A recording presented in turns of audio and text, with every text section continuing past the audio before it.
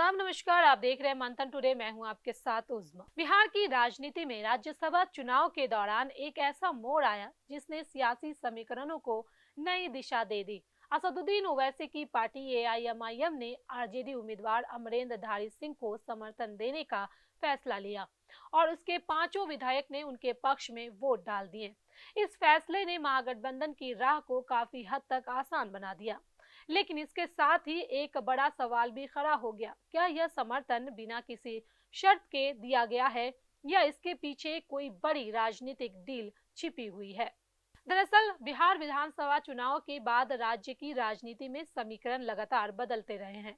विधानसभा चुनाव के समय एआईएमआईएम ने महागठबंधन में शामिल होने की पूरी कोशिश की थी।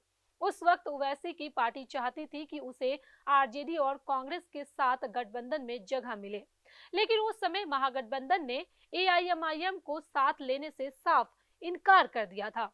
खास तौर पर आरजेडी नेतृत्व इस बात को लेकर सावधान था कि कहीं इससे उनके पारंपरिक वोट बैंक पर असर न पड़े। लेकिन राजनीति में परिस्थितियां तेजी से बदलती है। राज्यसभा चुनाव के ऐलान के बाद स्थिति ऐसी बन गई कि आरजेडी की जीत काफी हद तक एआईएमआईएम के विधायकों के समर्थन पर निर्भर हो गई। इस मौके को भांपते हुए ओवैसी की पार्टी ने भी अपनी रणनीति बदल दी। राज्यसभा चुनाव की घोषणा के बाद एआईएमआईएम ने पहले अपना उम्मीदवार उतारने की रणनीति बनाई। यह एक तरह से राजनीतिक दबाव बनाने का प्रयास था, लेकिन मतदान से ठीक एक दिन पहले अचानक समीकरण बदल गए। बिहार में एआईएमआईएम के प्रदेश अध्यक्ष अख्तरुल इमान ने तेजस्वी यादव के साथ इफ्तार कार्यक्रम में हिस्सा लिया और वहीं से बड़ा ऐलान कर दिया। उन्होंने कहा कि एआईएमआईएम के सभी 5 विधायक राज्यसभा चुनाव में आरजेडी उम्मीदवार अमरेंद्र सिंह धारी को वोट देंगे। इस घोषणा के बाद बिहार की राजनीति में हलचल मच गई। एक तरफ जहां आरजेडी के लिए राहत की खबर थी, वहीं दूसरी तरफ यह चर्चा भी शुरू हो गई कि आखिर इस समर्थन के बदले एआईएमआईएम को क्या मिलने वाला है। सूत्रों के मुताबिक यह समर्थन बिना शर्त नहीं है। कहा जा रहा है कि राज्यसभा चुनाव में समर्थन देने के बदले एआईएमआईएम ने आरजेडी के सामने एक बड़ी शर्त रखी है।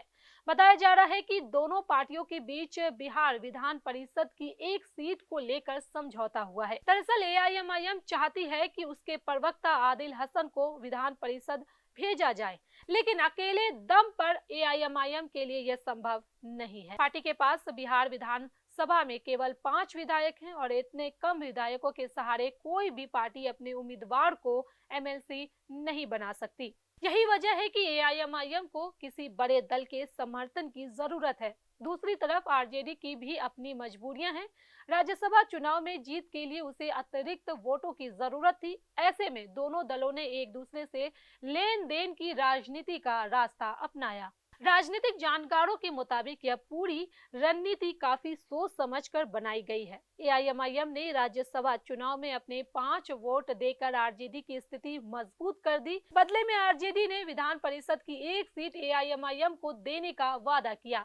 अब सवाल ये है कि क्या यह सीट कब दी जाएगी। दरअसल 2026 में बिहार विधान परिषद की कुल 17 सीटों पर चुनाव होने हैं। इनमें से कुछ सीटों पर जून में चुनाव होना है, जबकि बाकी सीटों पर नवंबर में मतदान होगा। जून 2026 में 9 सीटें खाली हो रही है, जिन पर मई में चुनाव कराया जाएगा।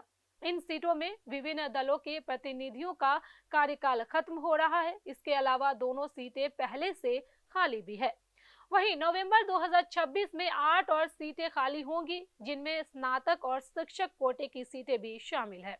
जून में जो सीटें खाली हो रही है वे विधायक कोटे की सीटें हैं, यानी कि इन सीटों के लिए चुनाव में विधायकों के वोट निर्णायक होते हैं। एक सीट जीतने के लिए लगभग 25 विधायकों के वोटों की जरूरत होती है। आरजेडी के पास अपने दम पर लगभग 25 विधायक हैं, जिससे वह एक सीट जीत सकती है, लेकिन दूसरी सीट जीतने के लिए उसे अतिरिक्त समर्थन की जरूरत होगी। ऐसे में एआईएमआईएम को एक सीट देने का रास्ता निकल सकता है। हालांकि यह अभी साफ नहीं है कि एआईएमआईएम को सीट जून में मिलने वाली है या नवंबर में, लेकिन राजनीतिक गलियारों में चर्चा तेज है कि राज्यसभा चुनाव में समर्थन के बदले विधान परिषद की सीट की डील लगभग तय मानी जा रही है।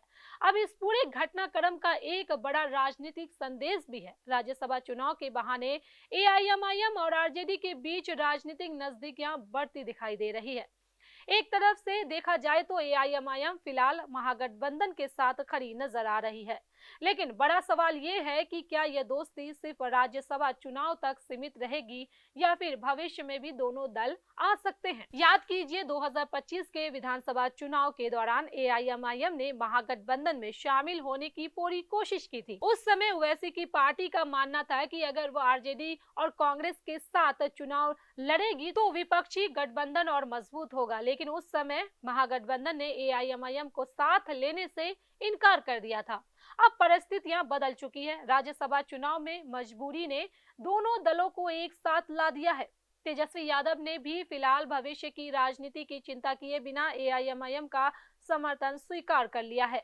राजनीतिक विश्लेषकों का कहना है कि यह गठजोड़ फिलहाल एक रणनीतिक समझौता है, लेकिन अगर आने वाले समय में दोनों दलों के हित एक जैसे रहते हैं तो यह रिश्ता आगे भी जारी रह सकता है। फिलहाल इतना तय है कि बिहार की राजनीति में एक नई केमिस्ट्री बनती दिखाई दे रही है। राज्यसभा चुनाव के जरिए एआईएमआईएम और आरजेडी के बीच जो समीकरण बने हैं वे आने वाले समय में और भी दिलचस्प मोड़ ले सकते हैं। अब सबकी नजर इस बात पर टिकी है कि क्या सचमुच विधान परिषद की सीट एआईएमआईएम को मिलती है या नहीं। अगर ऐसा होता है तो यह बिहार की राजनीति में एक बड़ी डील मानी जाएगी, क्योंकि राजनीति में अक्सर कहा जाता है कि कोई भी समर्थन बिना कीमत के नहीं आता।